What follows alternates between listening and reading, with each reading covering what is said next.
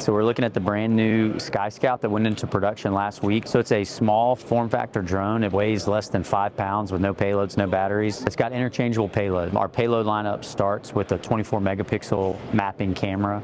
It's got a 1-inch CMOS sensor, mechanical shutter, 16 millimeter lens. Then we've got the new Sony ILX LR1, which is, 61 megapixels, really powerful camera right there. So never before has there been so much payload power on a drone this size. We got the Grimsey Zeo for inspection. It shoots 4K video, has a 240 time hybrid zoom, 30 time optical. So the Grimsey Veo is part Zeo on the RGB side, but then you pair that with a FLIR Boson 640 by 512 radiometric thermal, and it also has a laser rangefinder. This has been our kind of flagship drone for the last 2.5 years. It's called the Ranger Pro, a larger drone, but it has a 7-pound payload capacity. So this one is great for heavier LiDAR, for specialty sensors such as methane detection, bathymetry. So this is a LiDAR-based collision avoidance. So we got 360 collision avoidance.